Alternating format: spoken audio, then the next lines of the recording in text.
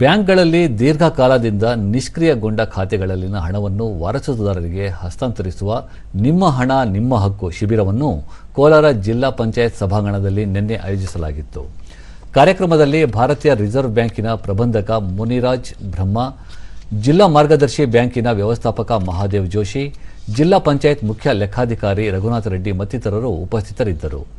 ಇದೇ ವೇಳೆ ಬ್ಯಾಂಕ್ನಲ್ಲಿ ನಿಷ್ಕ್ರಿಯಗೊಂಡ ಖಾತೆಗಳಲ್ಲಿನ ಹಣ ವಾಪಸಾತಿಗೆ ಸಂಬಂಧಿಸಿದ ಪೋಸ್ಟರ್ಗಳನ್ನು ಬಿಡುಗಡೆ ಮಾಡಿದರು.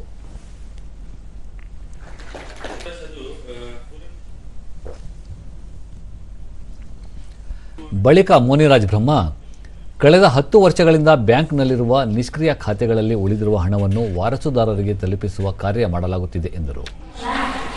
Exceeding 1 lakh, when they has to consider 8 accounts, total accounts has been cleared. So I mean like we feel that.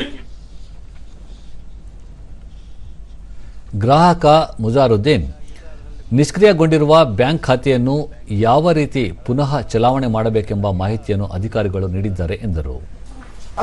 ಇವತ್ತು ಇವ್ರ ಮ್ಯಾನೇಜರು ಮೀಟಿಂಗ್ ಇದೆ ಬನ್ನಿ ಅಂತ ನಾನು ಕರೆದೆ. ನಾನು ಬಂದಿದ್ದೇನೆ. ಇವಾಗ ಅದು ರೀಸೆಟ್ ಮಾಡಿ ಅದು ರಿಟರ್ನ್ ಬಂದಿರೋ ಥರ ಮಾಡಿಕೊಡ್ತೀವಿ, ಅನುಕೂಲ ಮಾಡಿಕೊಡ್ತೀವಿ ಅಂತ ಹೇಳಿದ್ದಾರೆ ಮ್ಯಾನೇಜರು. ಮಹಾದೇವ್ ಜೋಶಿ, ಜಿಲ್ಲೆಯಲ್ಲಿ ಒಟ್ಟು 2,89,000 ಖಾತೆಗಳು ನಿಷ್ಕ್ರಿಯಗೊಂಡಿದ್ದು ಸುಮಾರು 71 ಕೋಟಿ ರೂಪಾಯಿ ಖಾತೆಗಳಲ್ಲಿ ಉಳಿದುಕೊಂಡಿದೆ. ಸಮರ್ಪಕ ದಾಖಲೆ ಒದಗಿಸುವ ಮೂಲಕ ಸಾರ್ವಜನಿಕರು ಹಣವನ್ನು ಹಿಂಪಡೆಯಲು ಮುಂದಾಗಬೇಕು. ಎಲ್ಲರೂ ಅಭಿಯಾನದ ಸದುಪಯೋಗ ಪಡೆದುಕೊಳ್ಳಬೇಕು ಎಂದರು. ಇಲ್ಲ, ಲಾಸ್ ಇಲ್ಲ, ಅದಕ್ಕೆ ಬಡ್ಡಿ ಹಾಕಿಬಿಟ್ಟು ಕೊಡ್ತಾರೆ. ಇನ್ನು ನಿಮ್ಮ ತೀರೋಗಿರುವಂಥ ಯಾರು ಜನರಿದ್ದರೆ ಅದಕ್ಕೆ ಹೊಸ ಸರ್ಟಿಫಿಕೇಟ್ ಕೊಟ್ಟು ನಿಮ್ಮ KYC ಕೊಟ್ಟು ನೀವಂತೂ ಹೋಗ್ಬೋದು.